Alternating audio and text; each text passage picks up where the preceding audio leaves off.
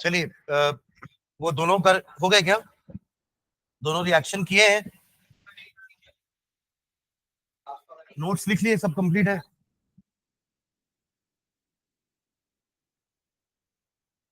Okay क्या क्या था एक first reaction?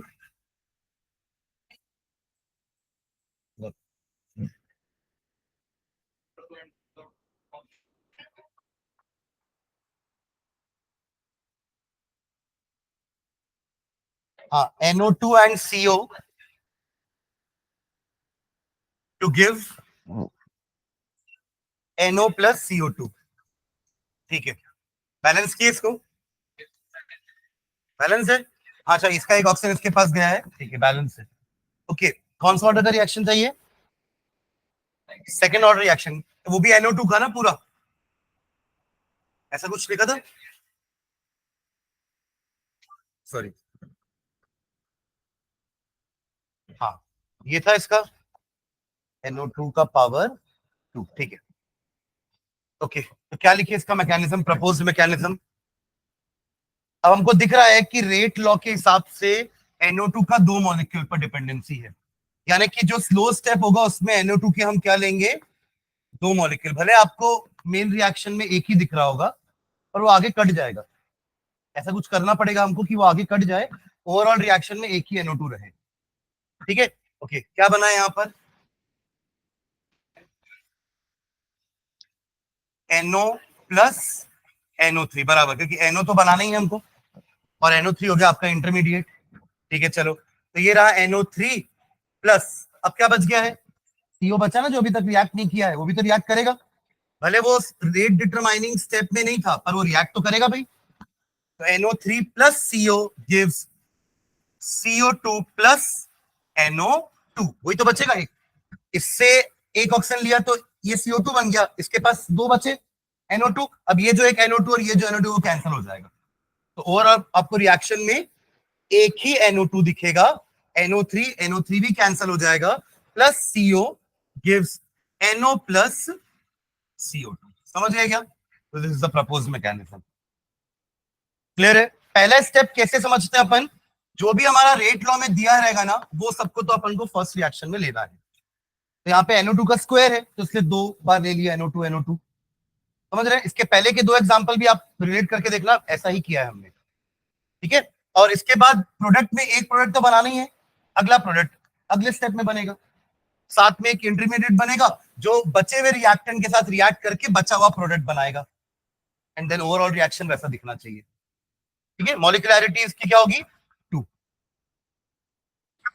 Rate determining step में दो मॉलिक्यूल्स आर इन्वॉल्व, तो मॉलिक्यूलरिटी कितनी हो जाएगी इसकी? तो it is a second order reaction with molecularity 2। हाँ, बाई मॉलिक्यूलर। ठीक है, चलिए, और कौन सा था सेकंड? एक और क्वेश्चन, ClO नेगेटिव, इसको बैलेंस किए क्या? ClO negative gives ClO3 negative plus Cl negative. Okay, कैसे किए बैलेंस? 3C है यहाँ पे 3, फिर यहाँ पे, अच्छा यहाँ पे 2, ये 1 ही रहेगा। ठीक है, ओके, इसका रेट लॉ क्या था? ClO माइनस का स्क्वायर, यानी कि सेकेंड ऑर्डर रिएक्शन है ना, क्या था ये? Second order reaction. ठीक है, मतलब फर्स्ट स्टेप में दो ClO नेगेटिव रिएक्ट करने वाले हैं, ClO negative plus ClO negative, ये आपका स्लो स्टेप है, जो डिटरमाइनिंग स्टेप है। ओके, क्या बना है?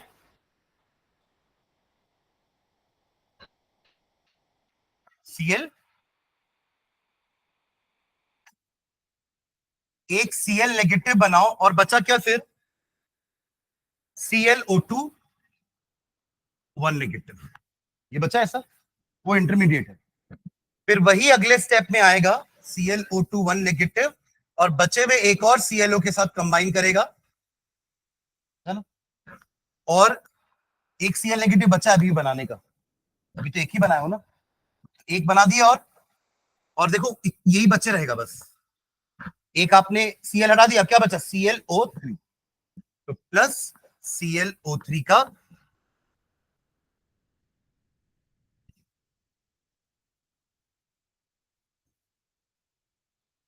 हाँ, Cl O3 का 1 नेगेटिव। क्लियर है? आप ऐड करोगे you will get that reaction. ठीक है, तो ये भी आपका प्रपोज मैकेनिज्म हो गया। और अगेन मॉलिक्युलरिटी टू ऑर्डर। ठीक है, कोई डाउट? ठीक है, चलो आगे बढ़ते हैं। नोट करके एक पॉइंट लिखेगा, नोट। ये चार हमने मैकेनिज्म के एग्जांपल देखे ना। क्या होता है मैकेनिज्म ऑफ अ रिएक्शन? जो रिएक्शन कॉम्प्लेक्स होते हैं, है ना, they take place in multiple steps, और इनके सीक्वेंस ऑफ स्टेप को हम क्या बोलते हैं? मैकेनिज्म। प्रपोज्ड मैकेनिज्म रहता है, एग्जैक्ट आप नहीं बोल सकते कि यही हो रहा होगा, it is just a proposed mechanism जो कि ऐड करने पर वो ओवरऑल रिएक्शन से मैच भी कर रहा है। ठीक है, और हमने निकाला कैसे proposed mechanism? Bye seeing the rate law. वहीं से स्टार्ट किए, क्योंकि रेट लॉ हमें क्या बताता है? ये बता रहा है कि कितने रिएक्टेंट के उससे वो अफेक्ट हो रहा है, रेट। ठीक है, उसके पावर से। ठीक, चलो नोट करके पॉइंट लिखना। द रेट ऑफ रिएक्शन में depend, the rate of reaction may depend, the rate of reaction may depend not only on the reactants, not only on the reactants, not only on the reactants, but may also depend upon the, but may also depend upon the, but may also depend upon the substances present as catalyst, may also depend upon the substances present as catalyst। हम कई reactions में catalyst लेते हैं ना, उसके कारण भी rate effect हो सकता है। ठीक है, for example, for example, for example the decomposition of, the decomposition of hydrogen peroxide, the decomposition of hydrogen peroxide is catalyzed by, is catalyzed by iodide ion, is catalyzed by iodide ion in an alkaline medium, in an alkaline medium, in an alkaline medium as follows। Reaction लिख रहा हूं मैं। H2O2 gives H2O plus O2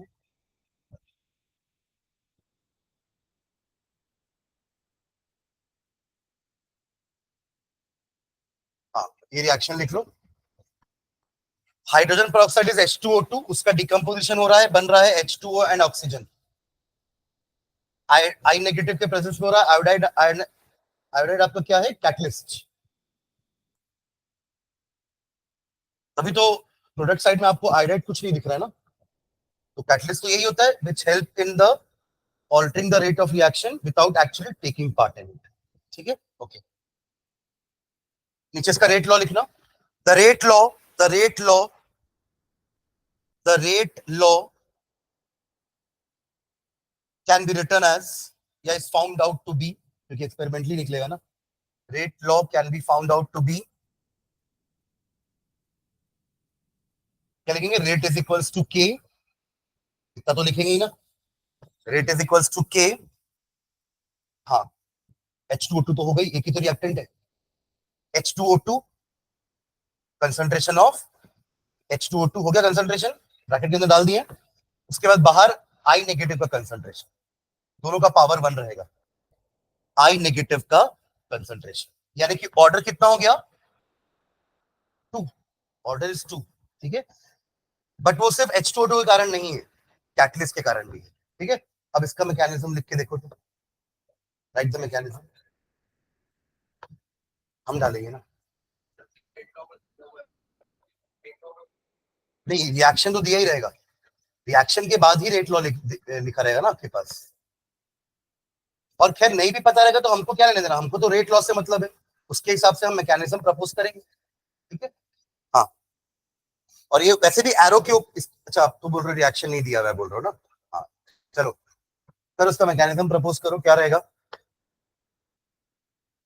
पहला step में क्या लेंगे अपन, वो दोनों लेंगे जो दिया हुआ है आपके फ्लो स्टेप में। तो ले लो H2O2 plus I negative. H2O बना लो फर्स्ट स्टेप में, वैसे भी दो पानी बनाना है, एक पानी अभी बन जाएगा, एक बाद में बना लेंगे। बन गया H2O, बचा क्या, एक O बचा और यहां से I बचा, तो IO नेगेटिव। IO नेगेटिव इसको बोलते हैं हाइपो आयोडाइट आयन। लिखना चाहो नाम तो नीचे लिख सकते हो, हाइपो आयोडाइट आयन। आयोडाइट लिखना DITE, not DIDE। Hypo iodite ion, ठीक है, ये आपका इंटरमीडिएट। चलो ले जाओ उसको अगले स्टेप में इंटरमीडिएट को। और क्या बचा, एक बचा ना H2O2, एक H2O2 को और भिड़ाओ उसके साथ, आयो नेगेटिव के साथ। क्या बनाओगे अब, H2O बनेगा, O2 भी बनेगा, ये बनाओगे ना, और आई नेगेटिव वापस आ जाएगा। यही तो काम था कैटलिस्ट का।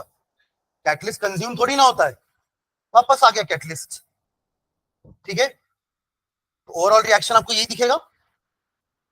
अरे हाँ है ना, कैटलिस्ट का काम यही होता है। देखो ये अगर कोई ए और बी आपका कंपाउंड है और सी कैटलिस्ट है, तो ये करता क्या है, सी एक सरफेस प्रोवाइड किया इसने ए और बी को रिएक्ट करवाने के लिए। ये दोनों आकर के इससे चिपके आपस में रिएक्ट करके बना लिए प्रोडक्ट ए बी। ये दोनों इससे चिपके क्योंकि ये दोनों इसको पसंद करते थे, इसको, कैटलिस्ट को। तो हम कैटलिस्ट चुनते ही ऐसा है ना, जो रिएक्टेंट को पसंद हो, तभी तो रिएक्टेंट उसके पास आएगा ना। फोबिक होगा तो नहीं आएगा उसके पास, डर के दूर भागेगा। और हम चाह रहे हैं कि रिएक्शन जल्दी करवाए, तो ये दोनों अट्रैक्ट करके इसके पास आएंगे, तो एक दूसरे के पास आ गया अल्टीमेटली। देखिए ये भी इसको जा रहा है, ये भी इसके पास जा रहा है, तो मतलब ये दोनों के पास जा रहे हैं, और दोनों आपस में भी पास पास में आ गए, रिएक्ट किए, प्रोडक्ट बन गया। और प्रोडक्ट का लाइकिंग नहीं होता इससे, तो प्रोडक्ट क्या करेगा, बनते साथ प्रोडक्ट वहां से भाग जाएगा। मतलब ए और बी आए, रिएक्ट किए, बनने के बाद प्रोडक्ट भाग गया वहां से, ताकि वो सरफेस खाली हो जाए अगले ए और बी के लिए, ताकि अगले ए और बी वापस आए, रिएक्ट करें, ए बी बन के चले जाए। तो आपका कैटलिस्ट वैसा का वैसे ही रहता है, तभी तो हम थोड़ा सा डालते हैं कैटलिस्ट, और वो लंबे समय तक चलता है। हाँ धीरे धीरे उसकी एफिशिएंसी जरूर कम होने लगती है, तो उसके लिए फिर हम प्रमोटर डाल सकते हैं, है ना। एसिड के भी मतलब कैटलिस्ट को भी उसकी मतलब फंक्शनैलिटी को इंक्रीज करने के लिए हम क्या यूज करते हैं, प्रमोटर्स। वो अलग केमिकल्स होते हैं जो कैटलिस्ट को भी ठीक करेंगे, ठीक है। और एक होते हैं पॉइजन, जो कैटलिस्ट के रिएक्शन को या एक्शन को रोकेंगे, रिएक्शन स्टॉप कर देंगे, पॉइजन, ठीक है। चलिए ठीक है, डन। ओके, तो ये आपका नोट का एग्जांपल हो गया, जो हमने नोट में एक पॉइंट लिखा है ना, कि रेट ऑफ रिएक्शन सिर्फ रिएक्टेंट की कंसंट्रेशन पे डिपेंड नहीं करता है, कभी कभार वो कैटलिस्ट की कंसंट्रेशन पे भी डिपेंड करता है। अकॉर्डिंगली हमने मैकेनिज्म लिख दिया है, ठीक है। चलिए नेक्स्ट लाइन डालेगा, integrated rate equations. Integrated rate equations, integrated rate equations. हमने कहीं पर लिखा है क्या, डिफरेंशियल रेट इक्वेशन। आप लोगों को लिखने बोला था एक जगह, dr/dt आ रहा था वहां पे, देखो खोज जल्दी से। कहीं मैंने आप लोगों से पूछा भी था कि आप लोग डिफरेंशिएशन इंटीग्रेशन पढ़े हो ना, देखो कहां लिखे थे, dr/dt कहीं लिखे थे, वहां लिखे भी थे this is differential rate equation. मिला, मिलना चाहिए। आपने लिखा आपकी कॉपी में, आपको नहीं मिलेगा तो फिर किसको मिलेगा। हाँ हाँ, रेट लॉ के पहले होगा, हाँ वो जब हम ग्राफ व्राफ पढ़ रहे थे ना, उसके पास ही था। हाँ क्या, हाँ ठीक, समझ आया क्या। तो that is differential rate equation, है ना। बट डिफरेंशियल रेट इक्वेशन में एक प्रॉब्लम है कि उतना इफेक्टिव वैल्यू नहीं मिलेगा आपको रेट का, क्योंकि अपन को स्लोप निकालना पड़ रहा है ना।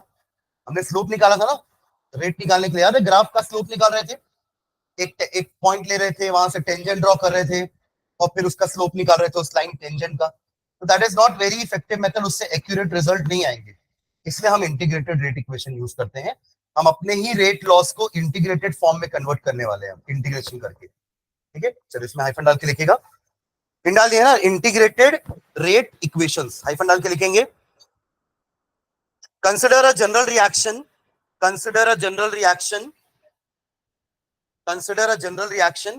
AA वही small a capital A plus BB small b capital B. Consider a general reaction AA plus BB gives CC plus DD, जिसमें आपको पहला A small लिखना है, अगला A capital. समझ रहे क्या? ये तो कई बार लिखे हैं, इक्विलिब्रियम में भी लिखते थे, AA plus BB gives CC plus DD.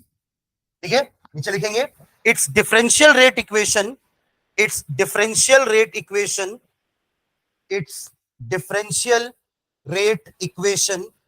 can be written as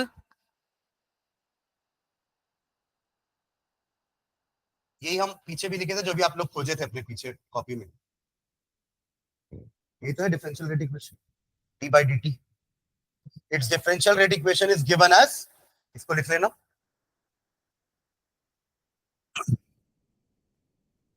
ठीक है. नेक्स्ट लाइन में लिखेंगे this form is not convenient this form is not convenient to determine the rate law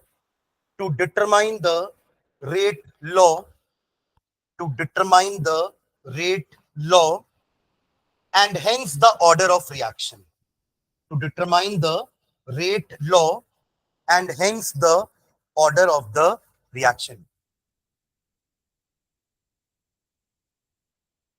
This form is not convenient to determine the rate law and hence the order of the reaction. Full stop.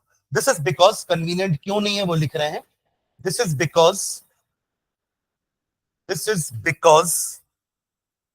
the instantaneous rate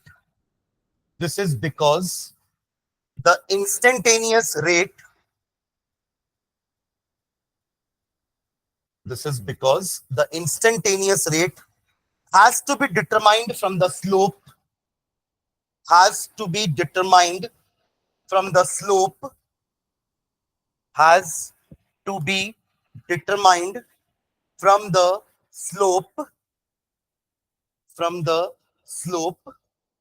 of the tangent at time t.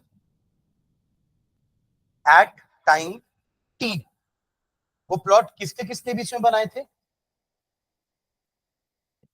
Concentration time. ये लिखना बहुत जरूरी है. आप लोगों ने, कई लोगों ने अभी सॉल्यूशन वाले चैप्टर में ग्राफ बना दिया है ना, ऐसा कुछ बना भी दिए, डब्ल्यू बना दिए ऊपर, है ना, क्योंकि सर ने कुछ ऐसा बनाया था तो अपन भी ऐसा बना दो, ये बन गया डब्ल्यू, है ना. बट यहाँ क्या है वो लिखे ही नहीं है. अरे तो किसके बीच में ग्राफ बनाया हो भाई?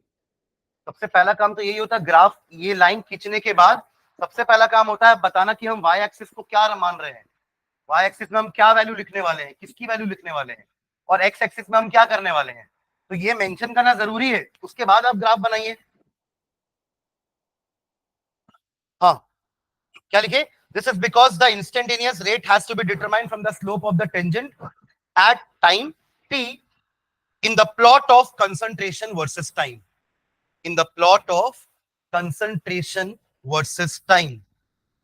In the plot of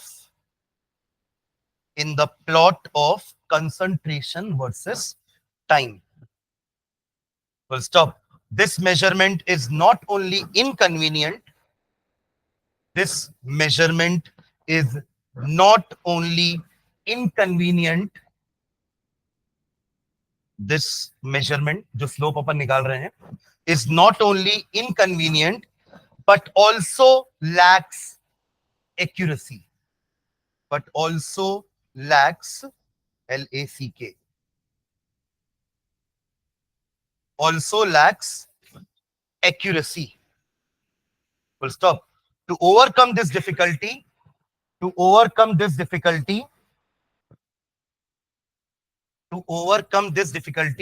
ये जो inconvenience in measurement and inaccuracy in measurement है, इसका measurement, rate law and order, उसको ठीक करने के लिए, to overcome the difficulty, we integrate the differential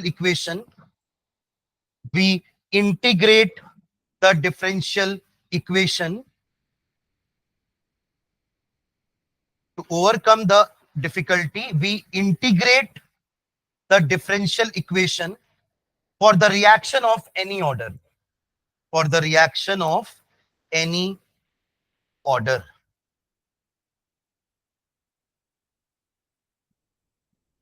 ठीक है, चलिए फर्स्ट लाइन डालेंगे इसके अंदर, integrated rate equation for zero order. हमको जीरो और फर्स्ट ऑर्डर ही पढ़ना है. Integrated rate equation for zero order reactions. For zero order reactions. For zero order reactions. मतलब ये ऐसे इक्वेशन बनने वाले, पता है आपको, बस इसमें टाइम डालना है, इनिशियल कंसंट्रेशन डालना है, आपको उस समय का कंसंट्रेशन बता देगा. मतलब आप सोचिए कि आपने रिएक्शन 2 मोल पर लीटर से चालू किया. सुन रहे हैं क्या? अगर वो जीरो ऑर्डर रिएक्शन है, ठीक है, तो आप जीरो ऑर्डर वाला इक्वेशन यूज करोगे जो भी अपन डिराइव करने वाले हैं. उस इक्वेशन में आप क्या डालोगे? इनिशियल कंसंट्रेशन डाल दोगे कि हमने 2 मोल पर लीटर से शुरुआत की. आप जानना चाह रहे हो कि 1 घंटे के बाद कितना बचा, तो आप टाइम में 2 आवर्स डाल दो, you will get the concentration after 2 hours. ये इक्वेशन इतने सिंपल हो जाते हैं. हमें बार बार वो ग्राफ बना करके ग्राफ से मेजरमेंट करने की जरूरत नहीं है. कि ग्राफ में हम देख रहे हैं कि 2 आवर्स टाइम में कंसंट्रेशन कितना था, वो ग्राफ में अपन जाकर के ऐसे ले जाएंगे, फिर यहाँ देखेंगे, तो वो मेजरमेंट में थोड़ी सी इनएक्यूरेसी भी आएगी, इनकन्वीनियंसी भी रहेगी. ठीक है, अपन क्या करेंगे, सीधा एक इक्वेशन ही डिराइव कर देते हैं जिसमें बस टाइम डालो, इनिशियल कंसंट्रेशन डालो. ऑर्डर 0 का अलग इक्वेशन है, ऑर्डर 1 का अलग इक्वेशन होगा, ऑर्डर 2 का अलग इक्वेशन होगा. You will get the concentration after that particular time जो आप चाह रहे हो. समझ रहे हैं क्या? ठीक है, तो पहले अपन जीरो ऑर्डर का इक्वेशन डिराइव करते हैं. तो हेड डाल दिए, integrated rate equation for zero order. ठीक है, तो नीचे लिखना, consider a reaction A give products. Consider a reaction A. ये reaction है ना, A give products. Next line में, if it is zero order reaction, if it is a zero order reaction, if it is a zero order reaction, if it is a zero order reaction, तो इसका rate law कैसे लिखेंगे? Rate is equals to minus d A upon dt. पहले differential rate equation निकाल रहे हैं, उसी को इंटीग्रेट करके एक नया इक्वेशन निकाल देंगे. Minus d A upon dt is equals to, क्या लिखूं जल्दी बताओ, क्या आएगा? फिर concentration of A to the power zero. Zero order है ना भाई, तो क्या आएगा? To the power. समझे क्या जीरो क्यों लिखे? क्योंकि ये जीरो ऑर्डर के लिए. ठीक है, ठीक, चलो नेक्स्ट लाइन में लिखेंगे A to the power zero. ठीक है, A to the power zero तो 1 हो जाएगा. ये dt को उधर लेके चले जाओ, तो d of A is equals to minus k dt. लिख सकते हैं क्या ऐसा? देखो, माइनस को उधर भेज दिए, dt को उधर भेज दिए. ठीक है, क्लियर है यहां तक? ओके, नेक्स्ट लाइन में, इंटीग्रेटिंग बोथ द साइड्स. यही तो करना है हमको, डिफरेंशियल इक्वेशन को इंटीग्रेट करके एक नया इंटीग्रेटेड इक्वेशन बनाना है. Integrating both the sides. Integrating both the sides. ठीक है, तो क्या हो जाएगा? ये a हो जाएगा इज इक्वल्स टू a, मतलब ये वाला a ऐसा है ना, माइनस के, और इसका हो जाएगा t प्लस एक इंटीग्रेशन कांस्टेंट लेते हैं ना, c लिखते हो. अब क्या लिखते हो? c लिखते हो, c लिख सकते हैं, i ले लो, कांस्टेंट है. नीचे भी लिख भी ना, वेयर i क्या है? Where i is the constant of integration. Where i is the constant of integration. where I is the constant of integration. ठीक है, इसकी वैल्यू भी निकालते हैं अपन, I की वैल्यू फिर पुट अप कर देंगे यहाँ पे, तो हमारा फाइनल इक्वेशन आ जाएगा. हो गया? यहाँ तक सबका क्लियर है? ये इंटीग्रेशन समझ में आ गया ना? dt का t हो जाता है ना, तो da का a हो गया, और यहाँ पे k को बाहर रखो, k कांस्टेंट है ना, और 1 का इंटीग्रेशन क्या हो गया? t. k कुछ नहीं तो 1 तो है ना, dt. ठीक है, तो ये आ गया अपना. ठीक है, अब I निकालना है, तो एक काम करना, नीचे कंडीशन लेते हैं, एट लिखेंगे, at t is equals to zero. t is equals to zero मतलब इनिशियल कंडीशन, जब आपने रिएक्शन स्टार्ट किया था तब का तो आपको कंसंट्रेशन पता है ना, कि आपने रिएक्शन कितने मोल पर लीटर से चालू किया. ठीक है, तो at t is equals to zero, concentration of A is equals to A not दे देना, ए नॉट मतलब initial concentration, concentration of A is equals to A not, put कर दो ऊपर के इक्वेशन में, ए की जगह ए नॉट डालो और टाइम की जगह 0, तो आई का वैल्यू निकल गया, क्या आया आई का value A not, put this value in the above equation, अब क्या मिलेगा ए नॉट इज इक्वल्स टू आई, तो आई का वैल्यू मिल गया ना, अब पुट कर दो आई की वैल्यू यहां पर, ये हो गया हमारा integrated rate equation for first order, सुनिए क्या, बस इस आई के वैल्यू को ऊपर पुट करो तो फाइनल इक्वेशन कैसा दिखेगा आपको, concentration of A is equals to minus k t plus A not, ये आपको पता रहेगा, सुन रहे क्या, ए नॉट आपको पता रहेगा, आपको अपने गिवन टाइम पर कंसंट्रेशन निकल जाएगी, ये क्या है, ये वाली क्या कंसंट्रेशन है, कंसंट्रेशन एट टाइम टी, वो टी आप पुट करोगे 100 मिनट 2 घंटा, समझ रहे हैं, ठीक, इसको थोड़ा सा और रीअरेंज कर लो, एक काम करो ए और ए नॉट को एक साथ रखो, के टी को इधर ले आओ, तो k t is equals to A naught minus a, सही है लिखना, ये वैल्यू पॉजिटिव होगी कि नेगेटिव होगी, कैसे नेगेटिव होगी, इनिशियल माइनस बाद वाला कर रहे हो ना, तो इनिशियल के बाद तो कम ही होते रहेगा, तो पॉजिटिव ही ना होगी वैल्यू, ठीक है, तो a k t is equals to A naught minus a, हो गया, ठीक है, हाँ, तो यहां से टी का वैल्यू भी निकाल सकते हैं, 1/k ए नॉट माइनस ए, कुछ इस टाइप का एक इक्वेशन बन सकता है, या k is equals to 1/t a naught minus a, ये हमारा integrated rate equation for zero order, ठीक है,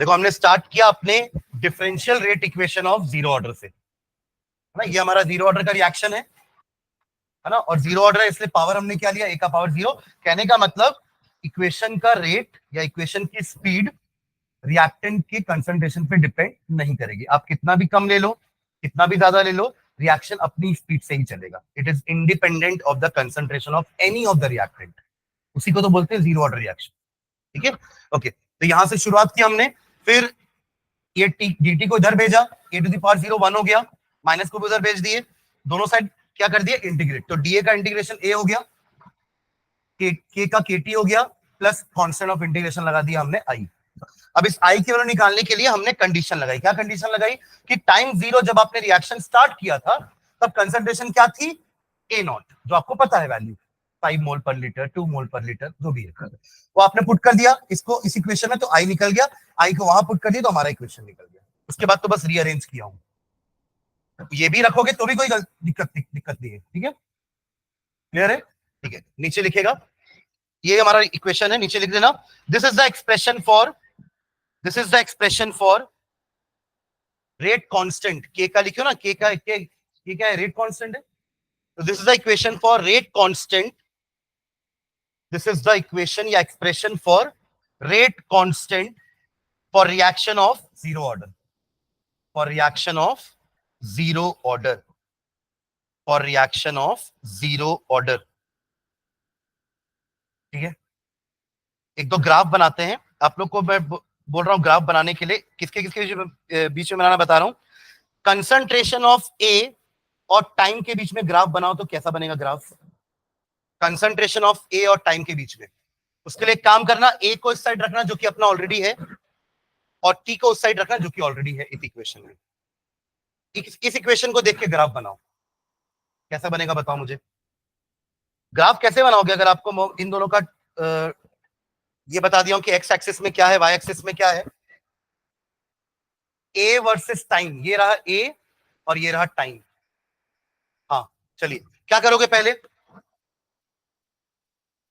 आप टाइम को 0 पुट करो, क्या पुट करोगे, टाइम को 0, तो 0 पुट करने पे क्या मिल रहा है आपको ए नॉट, यानी कि ग्राफ ओरिजिन से चालू नहीं होगा, सुन रहे हैं मैं क्या बोल रहा हूं, देखो अगर आपका graph y is equals to mx होता, बस सुन लो इधर पहले, अगर equation y is equals to mx होता तो अगर आपने x के लिए 0 पुट करी तो y भी 0 आता, तो ग्राफ ओरिजिन से स्टार्ट होता 0 पे 0, पर यहाँ 0 पे 0 है क्या? नहीं, 0 पे क्या है? ए नॉट, तो 0 पे ए नॉट, ये रहा आपका पहला पॉइंट, 0 पे ए नॉट, तो दिस इज ए नॉट, आप यहां पे मार्क कर सकते हो ए नॉट। क्लियर है? हाँ, ओके। उसके बाद देखो, अब आप इसको ना कंपेयर करो अपने लाइन के ग्राफ से। y इज इक्वल्स टू, यहां देख रहे हैं क्या? y is equals to m x plus c which is our intercept, और ग्राफ का स्लोप कैसा है? नेगेटिव, तो ग्राफ ऐसे तो जाने नहीं वाला, पॉजिटिव स्लोप में वो ऐसा जाता है, नेगेटिव स्लोप में वो डाउन रहा, तो ग्राफ बन गया आपका ऐसा। समझ रहे हैं क्या? जिसका स्लोप क्या है? माइनस के। क्लियर है? हाँ, बना लीजिए ग्राफ। इस इक्वेशन से बनाया हमने ग्राफ, आप चाहो तो इस इक्वेशन को नंबर दे दो कि from equation 1 graph of A versus t can be drawn as, तो याद रहेगा कि हमने कौन से इक्वेशन को देख के ग्राफ बनाया है।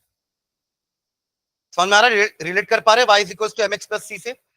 देखो y is equal to positive वाला होता ना तो वो ऐसे जाता, ये इंटरसेप्ट, और अगर c नहीं होता तो फिर वो ग्राफ ओरिजिन से चालू होता। Am I clear? Just because of c, graph जो है वो y एक्सिस के किसी पॉइंट से चालू हुआ है, ना कि ओरिजिन से। क्लियर है? चलो एक और ग्राफ बनाओगे क्या? हाँ, एक्स और वाई एक्सिस दे दूं बस, चलो ट्राई करना। ये हो गया सबका। चलो एक ग्राफ बनाना रेट और कंसंट्रेशन के बीच में, रेट और कंसंट्रेशन के बीच में, जिसमें आप वाई एक्सिस में ले लो रेट और एक्स एक्सिस में ले लो कंसंट्रेशन। सोच के बनाना है ना। रेट और कंसंट्रेशन के बीच में ग्राफ बनाना है for a zero order reaction.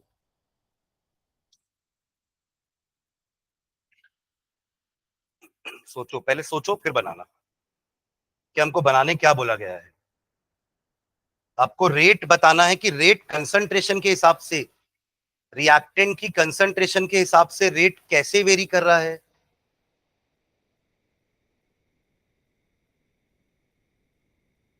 कर ही नहीं रहा है। हाँ वही तो सर, तो क्या यहाँ क्या लिखोगे? वही तो सर, ऐसा ग्राफ के बीच में। हाँ, तो कैसे बनाओगे फिर ग्राफ? कैसे बनाओगे? बनाना तो है ना भाई। कैसे?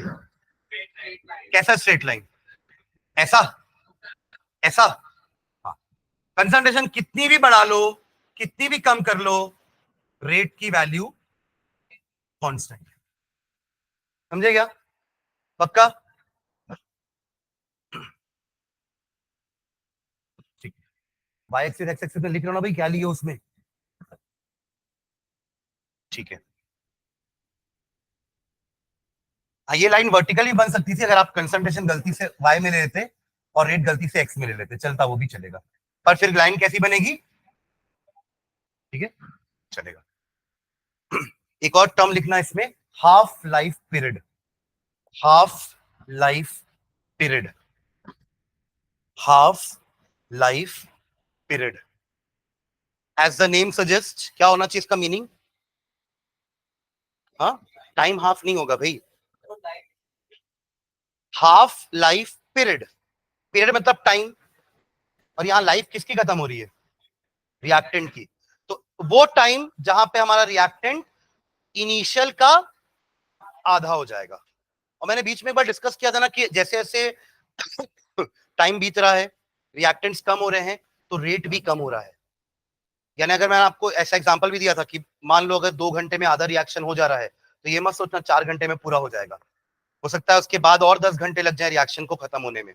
देखिए धीरे धीरे रिएक्टेंट्स खत्म होते जा रहे हैं, अब वो एक दूसरे को उतनी जल्दी नहीं ढूंढ पाएंगे जितना वो पहले कर पा रहे थे जब वो ज्यादा थे।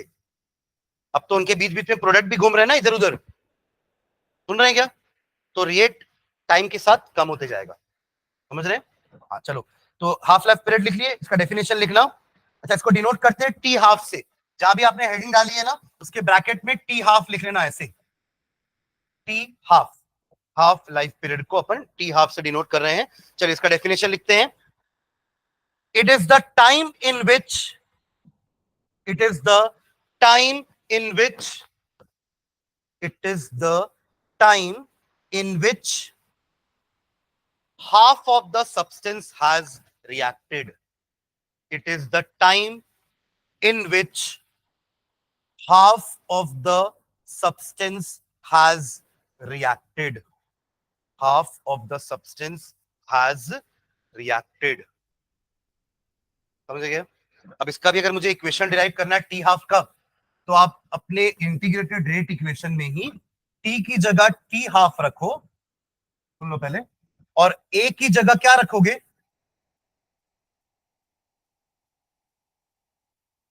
हाँ हाँ, बोलो बोलो। A naught upon two, very good, a naught upon two. अरे देखो, टाइम जीरो पे अपन ने क्या रखा था? ए नॉट। टाइम जीरो पे हमने क्या रखा था? ए नॉट, क्योंकि इनिशियल था ये। अब हाफ में अपन खुद बोल रहे हैं ना कि रिएक्टेंट हाफ हो जाएगा, तो टी हाफ पे रिएक्टेंट कितना बचेगा? ए नॉट बाई टू। पुट कर दो ये वैल्यू अब टी वाले इक्वेशन में। अपन ने टी का एक इक्वेशन लिखा, के का इक्वेशन लिखा और ए का एक इक्वेशन लिखा, तीन इक्वेशन लिखे ना। देखो, ये ए का इक्वेशन, ये टी का इक्वेशन और रीअरेंज करके के का इक्वेशन। तो इस वाले इक्वेशन में टी की जगह टी हाफ, ए की जगह ए नॉट बाई टू, और वैल्यू बताओ मुझे टी हाफ की कितनी आ रही है?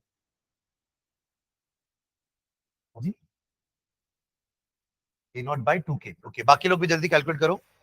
टी हाफ आएगा ए not by two k, a not by two के। ग्राफ बना दो भाई ए नॉट अब और टी हाफ के बीच में। यहां मत देखो, यहां कुछ लिखा ही नहीं है। यहां क्या देख रहे हो?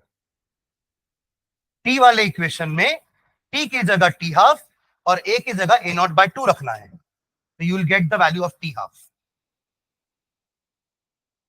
टी का, अरे तीन इक्वेशन ऊपर लिखे ना आयुषी, अभी दिखाया था ना यहाँ पे मैं।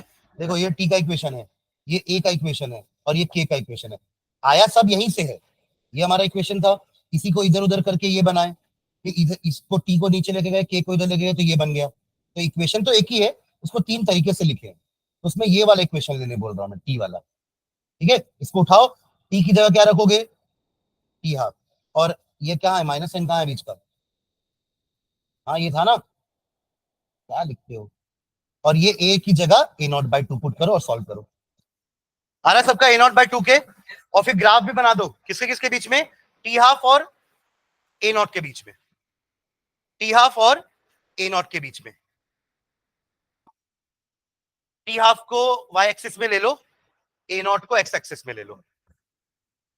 T half is equals to A naught by two k, a naught by two के। आया चिंत? अब ग्राफ बनाने बोल रहा हूं मैं आपको, टी हाफ और ए नॉट के बीच में। कैसा बनेगा ग्राफ, जल्दी बताओ।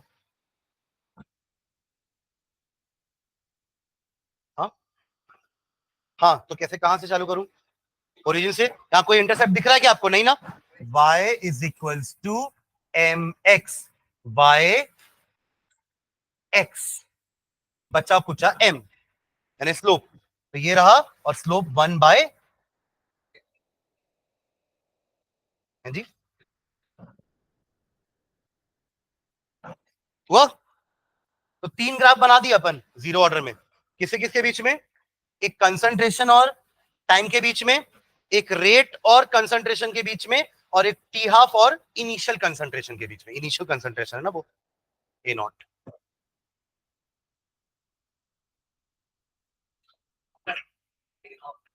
हाँ हाँ, जो इंटीग्रेट डिसइंटीग्रेट होते हैं, जैसे कार्बन 14 की है 5700 साल कुछ है उसका हाफ लाइफ पीरियड।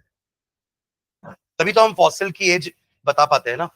जब उसको ढूंढा जाता है, मान लो डायनासोर का कुछ स्कल मिला, तो उसका फिर कार्बन 14 कंटेंट देखते हैं कि उसमें कितना कार्बन 14 बचा है, जो बचा है, और उस हिसाब से फिर वो कब डिसइंटीग्रेट हुआ था, उसका हाफ लाइफ ये होता है। वो कुछ कैलकुलेशन करते हैं जिससे पता चल जाता है कि कितने साल पहले वो डिसइंटीग्रेट होना, उसके मरते साथ वो डिसइंटीग्रेट होना चालू हो जाता है किसी की भी बॉडी से। हमारा ही पोस्टमार्टम करके बता देते हैं ना कि कितने बजे मरा था, तो टाइम बता देते कि इतने देर पहले से कार्बन 14 डिसइंटीग्रेट होना चालू हुआ है। चलिए, हो गया ये। चलिए नेक्स्ट हैंड डालेगा। अच्छा, इसके क्वेश्चन करते हैं एक आध, फिर सेकंड ऑर्डर पर नेक्स्ट क्लास में कर लेंगे। देखिए क्वेश्चन एक,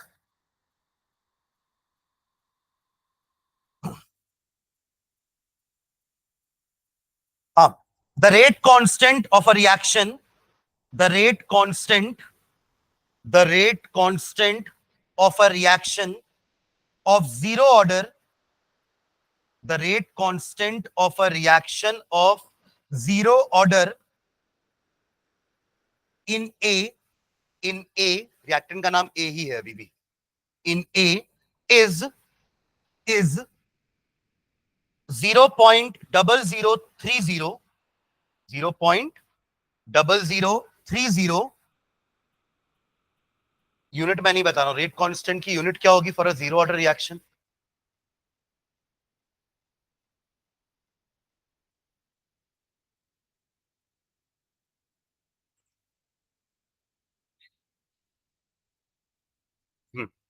रेट कांस्टेंट की यूनिट रेट के बराबर होती है for a zero order. First order के लिए पर सेकेंड और सेकेंड ऑर्डर के लिए उल्टा हो जाता है, पर मोल लीटर पर सेकेंड। देखो पर सेकेंड तो सब में है, तुरंत जैसे आपको मैंने ये कहा ना तो आपके दिमाग में ये आना चाहिए, mole per litre to the power 1 minus n per second तो है ही। अब एन की जगह क्या डाल दिए? जीरो, तो मोल पर लीटर पर सेकेंड। फर्स्ट ऑर्डर के लिए पूछा होता तो एन की जगह 1, तो ये पूरा खत्म हो जाता, तो पर सेकेंड। और सेकेंड ऑर्डर पूछा होता तो एन की जगह 2 डालते तो -1 रहता पावर में, तो -1 पूरा जाएगा, तो मोल इनवर्स लीटर इनवर्स पहले से और इनवर्स करोगे तो लीटर हो जाएगा, तो पर मोल लीटर पर सेकेंड। ठीक है, इससे भी अपन ऑर्डर प्रेडिक्ट कर सकते हैं भाई, के का वैल्यू देख करके हम बता सकते हैं कि रिएक्शन कौन से ऑर्डर का। ये भी आया था कई बार क्वेश्चन कि for the following value of k predict the order of reaction. Just by seeing the value of k इस यूनिट आप रिएक्शन का ऑर्डर प्रेडिक्ट कर सकते हो। ठीक है, हाँ चलिए, तो लिख लो मोल पर लीटर पर इनवर्स, सॉरी पर सेकेंड, मोल पर लीटर पर सेकेंड। Okay, full stop. ये क्या दिया हुआ आपको? हमारे इक्वेशन का के दिया हुआ है। हमारा इक्वेशन क्या है? K is equals to 1/t a naught minus a naught minus उसका के दिया हुआ है। Okay, full stop. How long will it take, how long will it take, how long will it take for the initial concentration of A, how long will it take for the initial concentration of A to fall from, to fall from, to fall from 0.10 m, m मतलब मोल per litre, ये उसका initial concentration है, उसको कहां तक लाना है कम करके? To 0.075 m। मतलब आपने स्टार्ट किया था 0.10 m से और अब हो गया है 0.075 m। बताओ कितना टाइम लगा? समझ गए क्या? अब हमारे पास इक्वेशन है, कितना भी कुछ भी कंसंट्रेशन दे दो हम टाइम बता देंगे। तो चलो निकालो, टी वाला इक्वेशन उठा लो। T is equals to 1/k concentration initial minus उस समय का कंसंट्रेशन।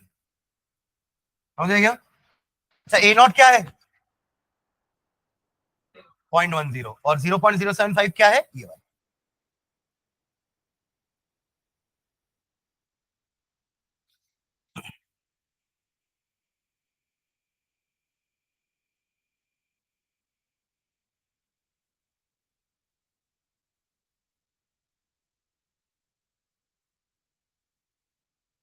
टाइम चाहिए है ना?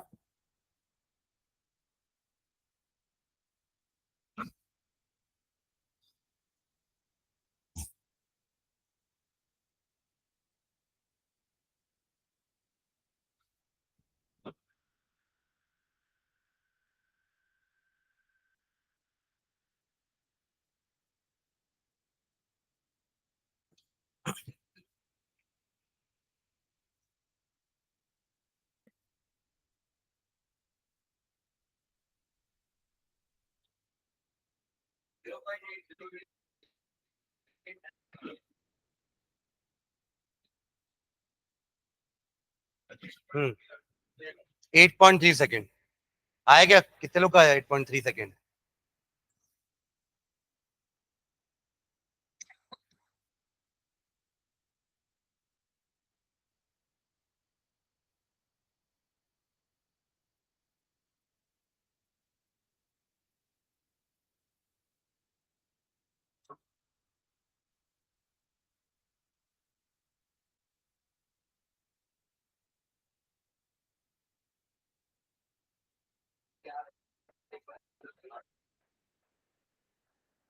हाँ तो 8.3 करके छोड़ दो। क्या कैलकुलेशन करो ना नंदनी।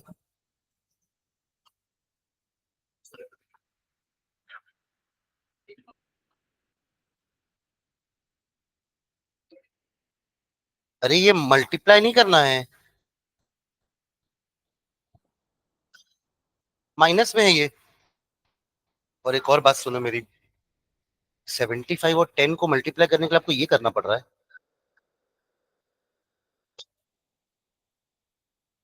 क्या?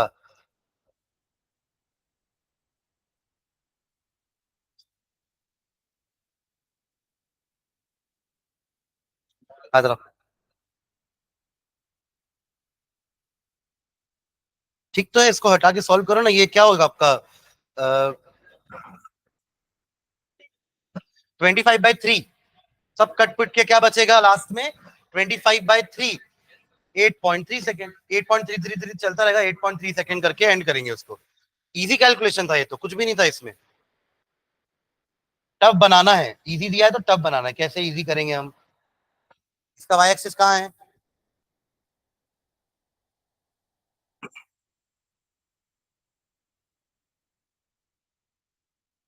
T half. हाँ वही होगा ना, देखो आपका यूनिट क्या है, ऊपर मोल पर लीटर लिखे हुए हैं, दोनों को वही माइनस किया ना आप। और नीचे आपका मोल पर लीटर पर सेकेंड है, तो मोल पर लीटर कैंसिल, क्या बचा? पर सेकेंड, जो ऊपर जाएगा तो सेकेंड हो जाएगा। और वैसे भी टाइम निकाल रहे हो ना, तो सेकेंड ही आएगा। ठीक है,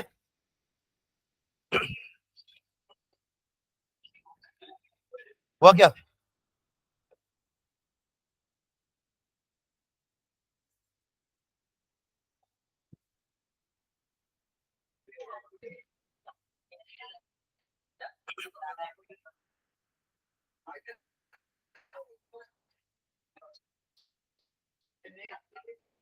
तू तो मैथ्स वाला है ना, बायो वाला है तू, तो फिर ऐसा क्यों कर रहा है?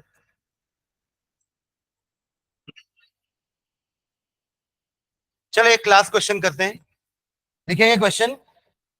A reaction is second order, ये इंटीग्रेटेड रेट इक्वेशन का नहीं है, ऐसी जनरल क्वेश्चन है। A reaction is second order with respect to a reactant. A reaction is second order with respect to a reactant. Full stop. How is the rate of reaction affected? How is the rate of reaction affected? How is the rate of with respect to a reactant? A reaction is second order with respect to a reactant. Full stop. What? How is the rate of reaction affected if the concentration of that reactant, if the concentration of that reactant, if the concentration of that reactant is दो part है question की, first लिखेंगे doubled and second लिखेंगे reduced to half.